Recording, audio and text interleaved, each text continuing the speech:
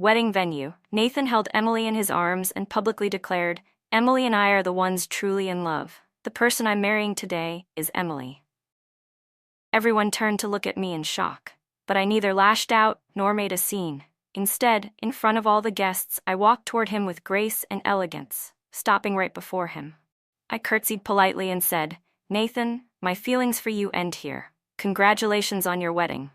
And this time, I won't let my blind love destroy my life and family again." As soon as Nathan's firm words fell, a collective gasp spread through the crowd. Their gazes shifted toward me, unreadable expressions on their faces. In an instant, I became the undeniable focus of the entire wedding. "Ever since I met Emily, I finally understood what love truly is," Nathan continued. "She has taught me so much. My heart belongs only to her, and she is the only one I wish to marry. So please, let us be together." Our gazes locked, filled with emotion, making me look like some wicked villain trying to tear apart a pair of destined lovers. Encouraged by Nathan's support, Emily gathered her courage and spoke, "Sophia, Nathan doesn't love you. Why must you force something that isn't meant to be? A forced relationship will never bring happiness. Marrying someone who doesn't love you won't make you happy. Nathan and I are truly in love. Please, let us be together." Her voice was full of pleading. I looked at the two of them standing on the stage, tightly embracing each other, and smiled faintly. Since I was 10 years old, I had known that I would marry Nathan. To stand by his side, I worked tirelessly, studying every skill imaginable. While other girls played with dolls, I was learning how to appraise fine goods. While others compared pretty dresses, I had already memorized the family histories of every noble household in the city. While my peers worried about scoring 100 on their final exams, I was mastering social etiquette. All of it was for the sole purpose of becoming Nathan's perfect wife. Because I knew that the woman standing beside Nathan could never be just a pretty ornament. Perhaps my childhood obsession had twisted my perception. I had convinced myself that marrying Nathan and becoming the matriarch of his family was my only goal. At some point, even I could no longer distinguish whether it was love or mere possession. But in my past life, despite all my efforts to win that title, Nathan turned my devotion into the very weapon that destroyed me. This time, I refused to fall into the Carter family's trap again. Lifting the hem of my custom-made wedding dress, I took deliberate steps toward the stage. The bodyguards followed closely, their expressions tense as if they were prepared to subdue me at the slightest movement. Yet, I simply stopped 3 meters away from Nathan. With a poised and elegant curtsy, I repeated, "Nathan, my feelings for you end here. Congratulations on your wedding." Nathan visibly froze on stage. He had expected resistance, yet I agreed so readily. The next second, Mr. Carter stormed onto the stage, raising his hand to slap Emily, but Nathan intercepted him at the last moment. Mr. Carter, unconcerned with appearances, lashed out at Nathan. "You ungrateful disgrace. Throwing away a perfect match from a prestigious family just to marry some unknown pauper, you're humiliating the Carter family. What does she even have besides a frail, pitiful act to win your sympathy?" Emily's face turned crimson with embarrassment. But Nathan held her protectively in his arms as if she were the most precious treasure. "Sophia," he declared, "she is everything I need, and all she has is me. You and I grew up together. If there was ever a spark, it would have happened long ago. I never liked you. So why do you all keep forcing this? A marriage without love will never bring happiness. I want the whole world to know. Emily is the only one I love. I just want to give her the best of everything." His impassioned declaration earned murmured laughter from some of the guests. Marriage among the wealthy was never this simple. Nathan then turned his focus to me. "You don't love me either, do you? A marriage like ours would never be happy." I didn't respond. Instead, I silently removed the engagement ring from my finger, ready to return it to him, only to notice that Emily was already wearing a dazzling diamond ring on her own hand. I let out a quiet, amused sigh. Taking the hand of the bodyguard beside me, I placed the ring in his palm, returning it to its rightful owner. Mr. Carter grabbed my hand, attempting to persuade me to stay, but my father swiftly intervened, shoving his hand aside. "Since the Carter family has already their choice, we won't impose any further." With that, he took my hand and led me away in anger.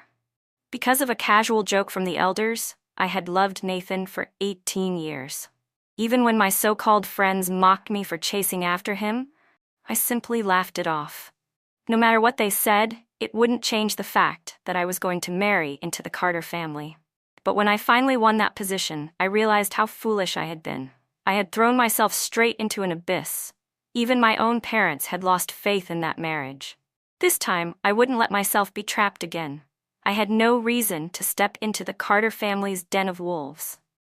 The moment we stepped out of the wedding venue, my father was livid. The entire ride home, he fumed nonstop. That little punk Nathan had the audacity to humiliate my daughter like this? Unbelievable. Tomorrow, I'm calling my secretary to cut off all business ties with the Carter family. If it weren't for my respect for old Mr. Carter, I wouldn't have even considered letting my daughter marry that piece of trash. Do you know how many outstanding men have come asking for Sophia's hand? And yet, that brat dares to treat her like this? No, I won't let this slide. I need to find someone to teach that ungrateful punk a lesson. My mother sat beside him, trying to calm him down, but it wasn't working. Honestly, if someone handed my father a machine gun right now, I was convinced he'd storm the Carter estate and tear them all apart. The thought made me chuckle.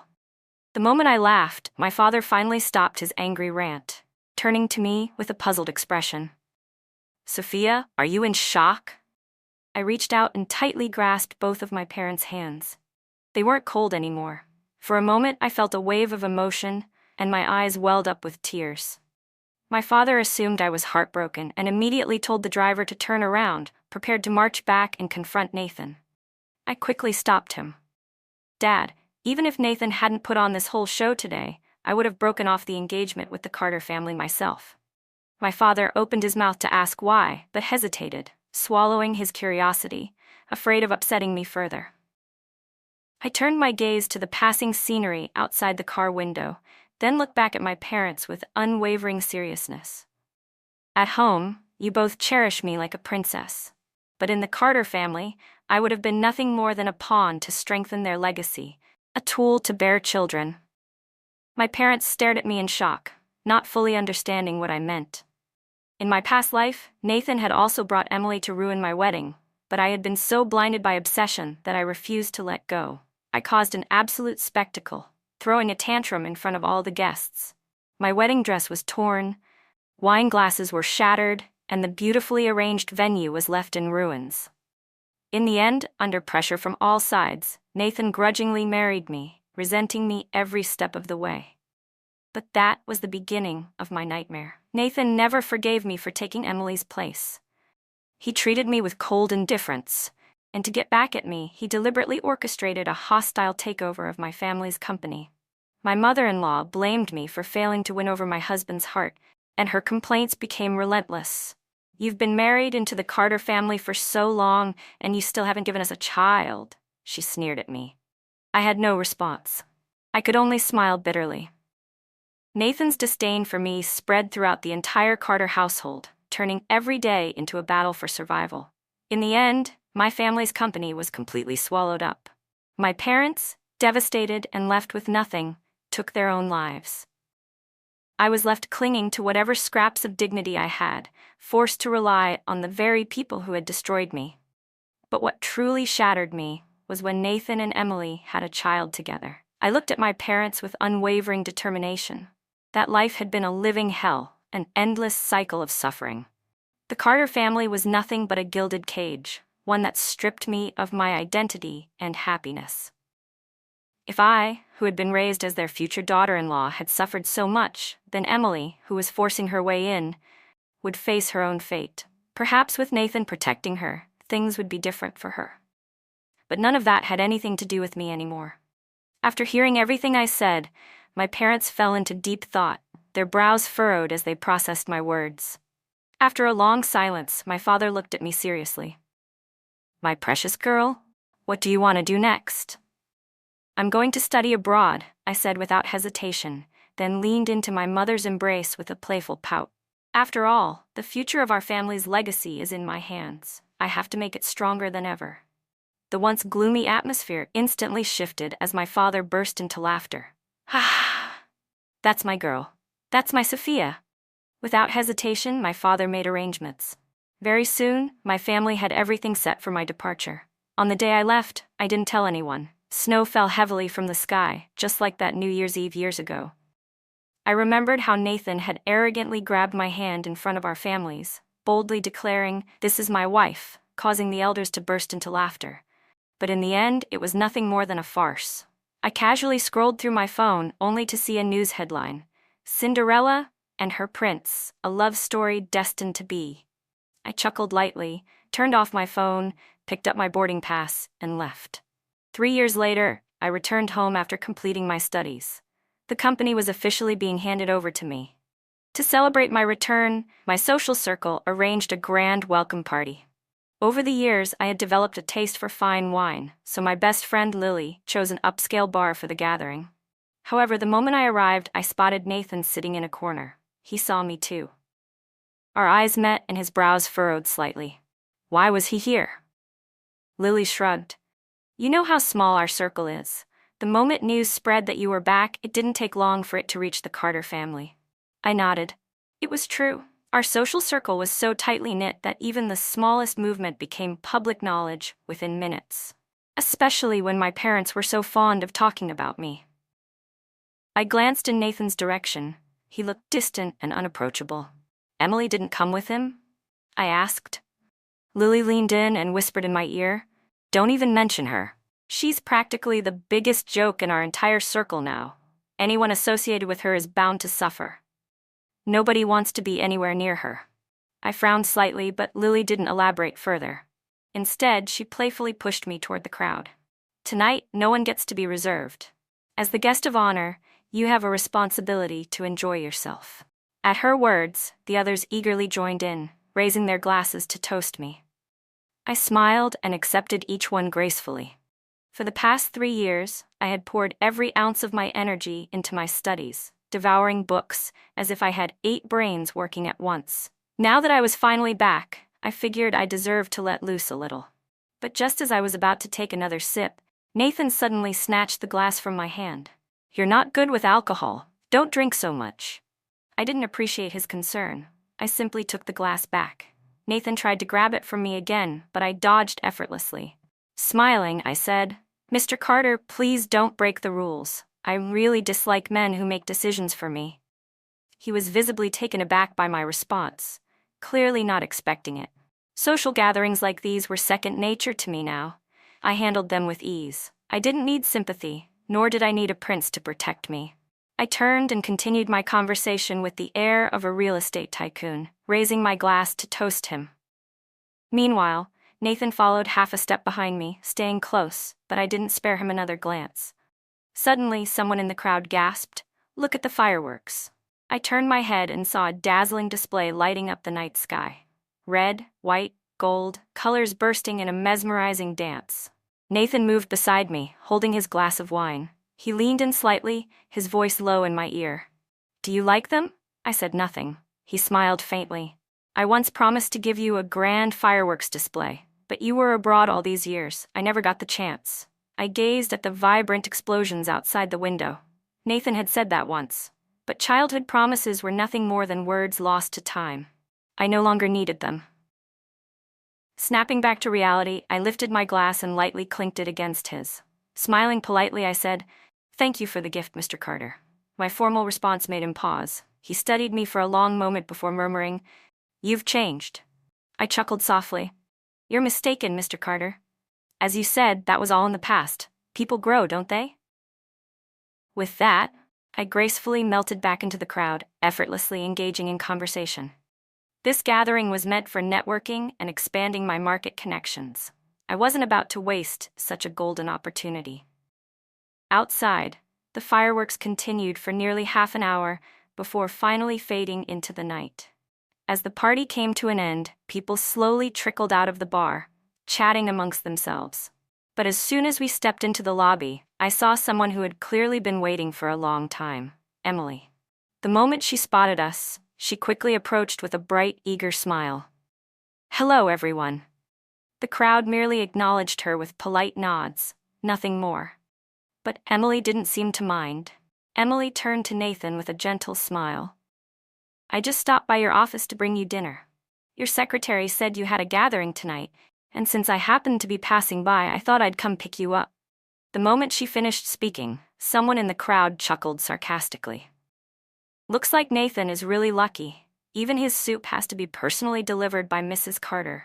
We can't help but envy him." Though they said it with admiration, the undertone was filled with mockery. Nathan's expression turned cold as he shot Emily a sharp look. "Didn't I tell you not to wander around unnecessarily? Do you think my words are just background noise? Do you enjoy parading yourself around in public? You're constantly embarrassing me." I was surprised by how ruthlessly he scolded her. Emily quickly put on her usual pitiful expression.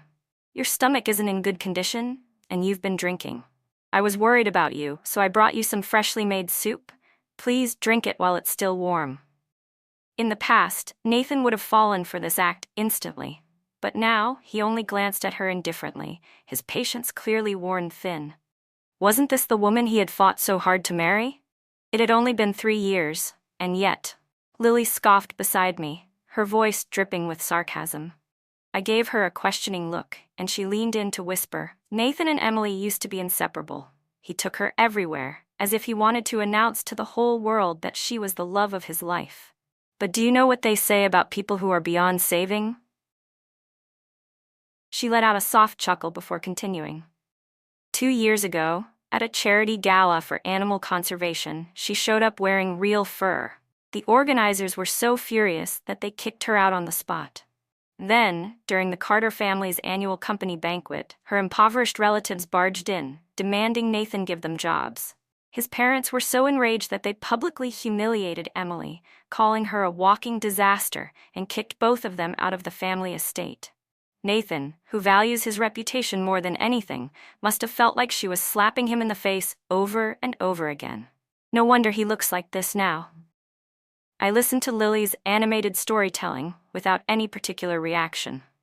Indeed, Nathan was a man who cared deeply about his image. Everything Emily had done was a direct insult to his pride. It wasn't surprising that their relationship had soured. Before Lily could finish, Emily suddenly stepped around Nathan and walked up to me. Her expression was hostile as she sneered, "Miss Jane, I heard you just returned from abroad. What a coincidence to run into you here." I met her gaze steadily. Though she was dressed head to toe in luxury brands, her outfit screamed desperation, as if she was trying to wear her wealth like a badge of honor. Had Nathan not hired a stylist for her? I found it amusing but ultimately unimportant. I gave her a polite smile, intending to walk away without engaging further. But before I could take another step, Emily suddenly slapped me across the face. "You shameless homewrecker." I froze in place. The entire room fell into stunned silence. Bookmark, Lily immediately stepped in front of me protectively. Nathan stormed forward in an instant and shoved Emily aside. "What the hell is wrong with you?" Emily's innocent facade shattered as she glared at me with fury. "If it weren't for her, would we have ended up like this? Everyone says she's your first love, the woman you've never been able to forget. She left the country, so why did she have to come back? Is she trying to ruin our marriage? Why should I be polite to a homewrecker? Can't find a man of your own, so you have to seduce someone else's? And don't think I don't know, those fireworks tonight were for her, weren't they?" Before she could say another word, Nathan slapped her across the face. "You," Emily clutched her cheek in shock. "You actually hit me over her? Do you even remember who your wife is?" Nathan raised his hand again, clearly furious, but I caught his wrist before he could strike her a second time. He looked at me in confusion, but I ignored him, my gaze fixed on Emily, who had collapsed onto the floor in hysterics. "If I remember correctly, you were the one who dragged my groom away from my wedding 3 years ago," I said, my voice calm but cutting. "Don't assume that everyone is like you, eager to steal what belongs to others." Then I turned slightly, casting Nathan a cold glance before looking back at Emily. "Besides, I have no interest in second-hand goods." My tone was crisp and deliberate. "But if you ever slander me again, I'll make sure you can't stay in this city." With that, I gave Lily a subtle signal. Almost instantly, someone stepped forward and restrained Emily. I walked up and slapped her twice, the crisp sound echoing through the lobby.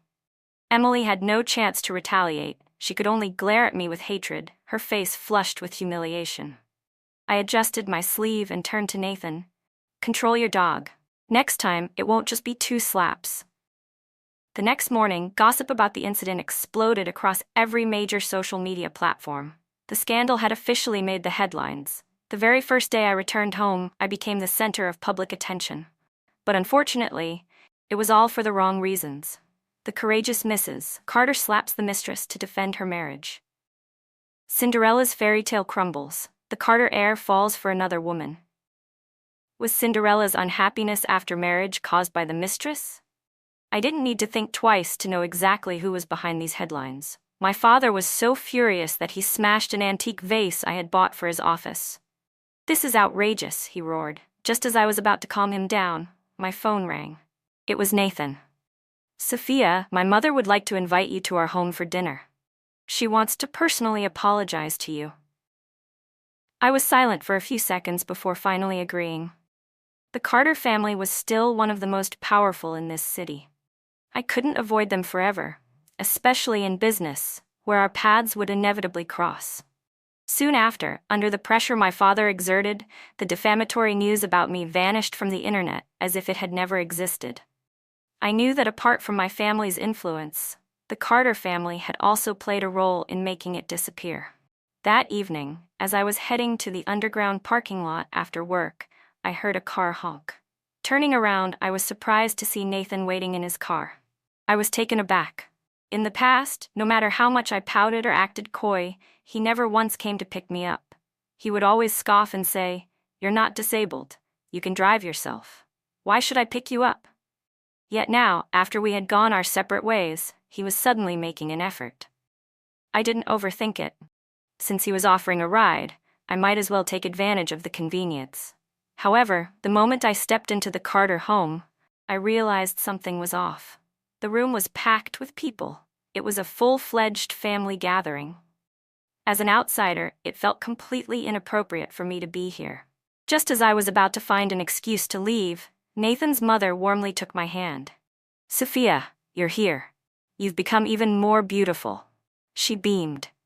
"I heard you've officially taken over the Jane family business. What a blessing for your parents to have such a capable daughter." She then led me to sit among the elders. I wonder which lucky man will be fortunate enough to marry such an outstanding young woman. The relatives joined in, showering me with praise. Meanwhile, Emily's situation was the complete opposite of mine. Nathan's mother beckoned, and Emily quickly trotted over, despite the clear reluctance on her face. With a forced smile, she respectfully poured me a cup of tea, her demeanor eerily similar to that of a housemaid. But no matter how much she humbled herself, it still didn't earn her Nathan's mother's approval. The scene was strangely familiar. In my past life, after being married to Nathan for years without bearing a child, his mother had grown increasingly impatient with me. Eventually, her attitude turned cold and harsh. I, too, had been forced to serve tea and endure countless humiliations. This was simply how the Carter family operated. Anyone who was deemed useless would be relegated to nothing more than a servant. Nathan's mother gently squeezed my hand. "Sophia, you've been wronged by all that nonsense in the media." Then her voice turned sharp as she snapped at Emily. "Look at what you've done. Apologize to Sophia right now." Her tone was full of disdain. "I never expected you to bring honor to the Carter name, but embarrassing us in public like this? Do you enjoy humiliating our family? You are completely disgraceful." Under Nathan's mother's heavy pressure, Emily hesitated for a moment before finally mumbling, "Miss Jane, I was wrong. I apologize." I simply gave a slight nod in acknowledgement. Not a single person in the room spoke up for Emily, not even Nathan. He just sat there silently, peeling an orange, his expression unreadable. But his mother wasn't done venting her anger. She suddenly turned her frustration toward him. "Look at the woman you married? Is this what you wanted? Are you trying to drive me to my grave?" Nathan didn't even lift his gaze. Instead, he simply placed the peeled orange neatly onto a plate and pushed it toward me. I glanced at the plate in front of me and fell into momentary silence. I had always liked oranges, but I had a habit of meticulously peeling off every bit of the white pith before eating them. Nathan used to scoff at this, saying I was too delicate and spoiled. He had never once peeled an orange for me. Instead, he used to mock me, calling me a pampered princess who didn't understand real hardship. But now, right in front of me, was a perfectly peeled orange, free of any white pith. Nathan's mother, seemingly unaware of the shift in atmosphere, continued to look at me with enthusiasm. "Sophia, you're still single, right?" I opened my mouth to respond, but before I could say a word, she abruptly turned to Nathan with a stern expression. "If you don't like her, then finalize the divorce as soon as possible." Emily visibly panicked. Her hands trembled, and the teapot she had been holding slipped from her grasp, shattering on the floor. But she didn't care about the broken porcelain. Her wide, terrified eyes were locked onto Nathan's mother. "I don't agree." Nathan's objection barely registered with his mother. She simply rolled her eyes. "Useless. Do you really think you can cling to the Carter family forever?" Then she turned to Nathan expectantly. He cast a brief, indifferent glance at Emily before giving a slight nod. Emily instantly lost all strength, collapsing to the floor as she watched everything unfold in disbelief. She sobbed uncontrollably, but no one paid her any attention. All eyes were on me instead. As long as I agreed, the position of Mrs. Carter would once again be mine. But I had long stopped caring about that so-called prestigious title, which, in reality, was nothing more than a gilded cage. I firmly pulled my hand away from Mrs. Carter's grasp and gave her a polite smile. "I'm sorry, Mrs. Carter, but I'm already engaged." The Carter family members all looked at me in shock. Nathan's dark eyes fixated on me, as if he were searching for a flaw in my words, trying to determine if I was lying. Eventually, his mother spoke up. "Why haven't we heard your parents mention this before?" "He's not from this city," I replied calmly. "We didn't make a big announcement." At this, the curious gazes slowly withdrew, their faces filled with disappointment. Now that everything was cleared up, I had no reason to linger in the Carter home. I bid farewell to the elders politely, and this time, no one tried to stop me. However, just as I reached the front door, Nathan chased after me. "You don't need to make up a fake fiancé just to reject me," he said. "It won't do your reputation any good." Reputation? Hearing that word from Nathan's mouth was almost laughable. After all, wasn't it him who completely ruined mine 3 years ago? "I'll take you home," he added. "This place is quite far from the city. I don't feel comfortable letting you go alone." Before I could respond, a hand suddenly reached out and blocked his path. "Sorry," a familiar voice drawled lazily. "Miss Jane will be leaving with me. You don't need to trouble yourself." With that, he effortlessly smacked away Nathan's extended hand. I turned in surprise and saw James standing there. "Aren't you supposed to arrive tomorrow? Why are you here today?" I asked, pleasantly surprised. James smirked. "If I didn't come now, someone might just steal my fiancé. How could I let that happen?" Nathan's expression darkened as he watched our interaction. "Sophia, you don't need to bring in some random boy toy just to turn me down. Since when did your taste become this bad?" I glanced at James, his perfect face, his impeccable physique.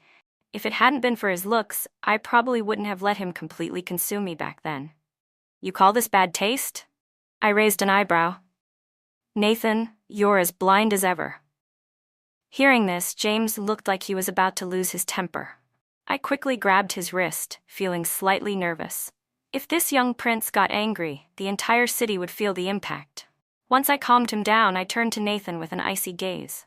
"Regardless of your relationship with Emily, she is still your wife, for now. She was humiliated in front of everyone, and yet you just stood there, doing nothing."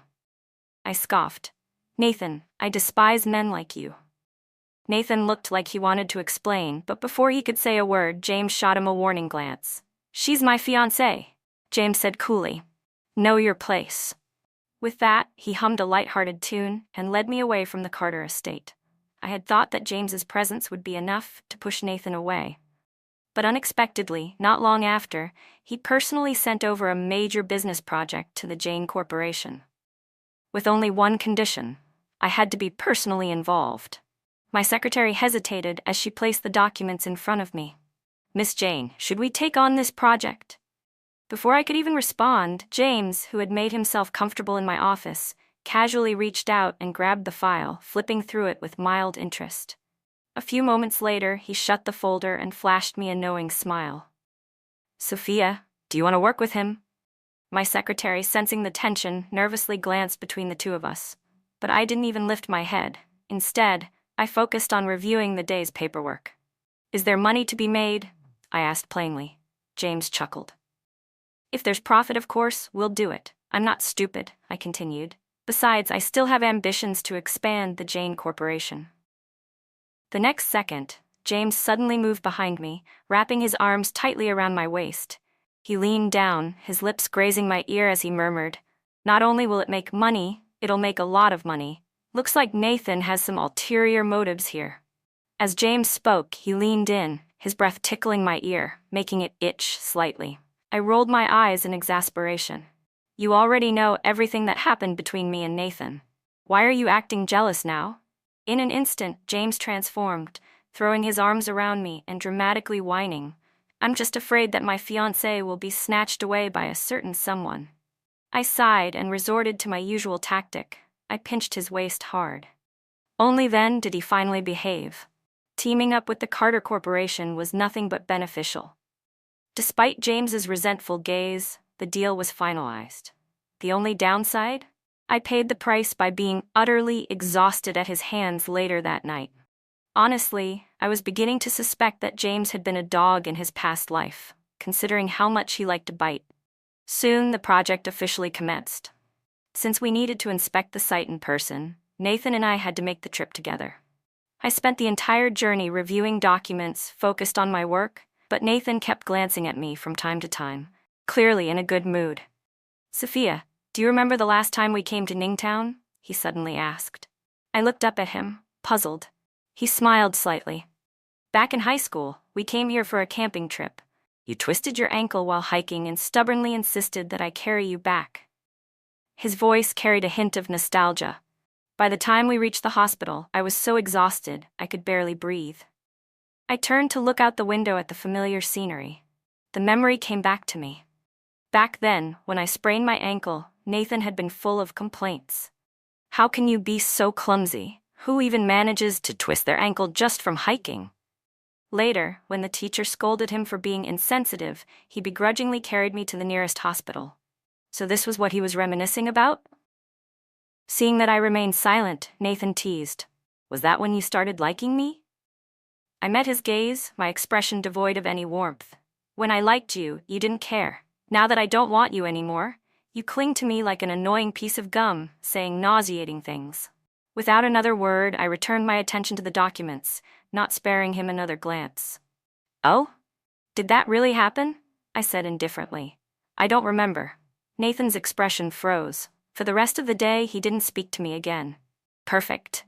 That evening, just as I was about to return to my room, he cornered me at the door. "If you don't want to go out for dinner, let's eat in the room," he suggested, stepping inside uninvited. But the moment he entered, his expression darkened. James was already lounging comfortably inside my room, surrounded by a full spread of steaming hot dishes. "Oh, Nathan, what a coincidence, running into you again." James smirked, propping his chin on his hand. "You really enjoy digging into other people's walls, don't you? Or do you think things always taste better when they belong to someone else?" Nathan's face turned red with anger, but in the end, he had no choice but to leave in frustration. For the next few days, James stuck close to me, never giving Nathan a chance to approach. However, just before our trip ended, something urgent came up in the James family, forcing him to leave early.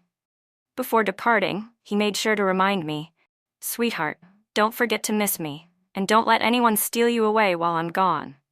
He even deliberately glanced at Nathan before finally leaving. It was only after James was gone that Nathan seized the opportunity to get close to me again. "What exactly do you see in that guy?" he asked, his tone sharp. "He's nothing but a freeloading pretty boy, living off of you. He doesn't even have a real job. How could someone like him be worthy of you?" Unlike his obvious agitation, I remained completely calm. "My personal affairs don't seem to be any of your business, Mr. Carter." His words were eerily familiar, ones I had once said to him. Back then, I had tried to reason with him about compatibility. "Nathan, family background matters. People from different worlds will always struggle." But he had simply laughed. Sophia, you and Emily are nothing alike. You grew up with wealth and privilege, getting everything handed to you, even marriage. I know you look down on ordinary people like us. But Emily is different. She never had a choice about where she came from. She may not have money, but she has perseverance, determination, and a kind of beauty you will never understand. And now, was it because Emily's so-called perseverance and struggle no longer fascinated him that he was suddenly able to see the differences? So now, the same qualities that once attracted you have become a flaw? I asked coldly. Nathan looked anxious to explain himself. I've learned from my mistakes. I now understand how hard it is when a relationship is unequal. I don't want you to go through what I did. A marriage between two people of similar standing is always the best choice for someone in our position. His voice dropped slightly. Sophia, let him go. It'll be better for both of you. I merely let out a soft chuckle, not bothering to respond to Nathan. Yes, social status and compatibility were important, but who was he to say that James and I weren't a perfect match? To avoid further disturbances from Nathan, I cut the inspection trip short and returned to the city earlier than planned. However, I hadn't expected to be greeted by the explosive news of Nathan's impending divorce the moment I set foot in town. Just as I arrived at my office, Emily barged in right after me, demanding to see me. With no other choice, I had my secretary bring her to my office. The moment she saw me, she launched into accusations. You left the country. Why did you have to come back? She screeched. You willingly gave up Aiden to me back then. So why are you trying to take him away from me now? What's your real intention? We were doing fine together, and it's all because of you that he started looking down on me. I've sacrificed so much for him. Why does he still think about you? I casually flipped through the documents my secretary had placed on my desk, not even bothering to lift my head. Didn't you play the classic childhood sweetheart loses to a faded romance act back then? I asked coolly. Emily stiffened, stumbling over her words. I was just fighting for my love. Love? I raised an eyebrow. Who knows what that really is? If Nathan had been an ordinary man with no wealth or power, would Emily still have loved him? Who could say? But that was none of my business. I finally looked up and met Emily's gaze. Perhaps because she reminded me too much of my past self, I couldn't help but say, I never placed my worth or my future in the hands of a man. I never built my entire life around one person. There are so many things in this world beyond men. But Emily didn't seem to understand. You and I are different, she muttered. You were born with everything. Marrying Nathan was my only chance to escape the suffering of my past. He was the best option I had. Then suddenly, she dropped to her knees, clasping her hands together in a desperate plea. Please, give Aiden back to me. Don't take him away from me. Before I could respond, Nathan finally arrived. Without hesitation, he yanked Emily up from the ground. Enough. Have you humiliated yourself enough yet? His voice was sharp with frustration. He cast me a brief, apologetic glance before dragging Emily away. Later, I heard that Emily had exhausted every possible method to win Nathan back, but he remained firm in his decision to divorce. In the end, she gave up entirely and instead demanded an outrageous alimony settlement. For months, their divorce scandal was the hottest gossip in our social circles. But in the end, Nathan only gave her $1 million before having her completely thrown out of the Carter family. As for me, I poured all my energy into expanding the Jane Corporation and had no time to concern myself with Nathan's mess. It was ironic. The title I had fought for with everything I had in my past life had ultimately been used as a weapon to destroy my family. On my birthday, James flew back from the capital just to celebrate with me. After I finished making my wish, I opened my eyes to find James kneeling on one knee, looking up at me with a deep, unwavering gaze. Sophia, will you marry me? I glanced at my parents who were practically beaming with joy, then looked back at James. Smiling, I extended my left hand. Just as he slipped the ring onto my finger, the doorbell rang. When I opened the door, I was stunned to see Nathan standing there, holding a bouquet of fresh flowers. He smiled at me. Sophia, happy birthday. From now on, I want to be there for every one of your birthdays. I'm divorced now. Can we start over? Before he could finish, a strong arm wrapped around my shoulders, pulling me into a firm embrace. Sorry, you're too late, James said lazily. This flower has already been picked. As he spoke, he deliberately lifted my hand, displaying the dazzling 10-carat diamond ring on my finger. Nathan's expression darkened instantly. You're marrying this freeloader? Just to get back at me? His voice was thick with disbelief. I know I was wrong, Sophia, but before he could finish, James casually lifted his foot and kicked him down the porch steps. Nathan landed awkwardly, his fall less than graceful. Did you just call the young master of the James family a freeloader? James scoffed. Are you an idiot? It was only then that Nathan finally realized who James really was. His face paled, and without another word, he turned and left in disgrace. Later, I heard that Nathan was utterly broken after the divorce, aimlessly wasting his days away. The Carter family, tired of his incompetence, chose to support his cousin in taking over the company instead. I merely listened to the gossip with indifference. The Carter family had always prioritized profits over people. A month later, James and I were married in a grand ceremony that gathered the most prominent families from both cities. Our wedding of the century stayed at the top of social media trends for half a month before it finally faded away.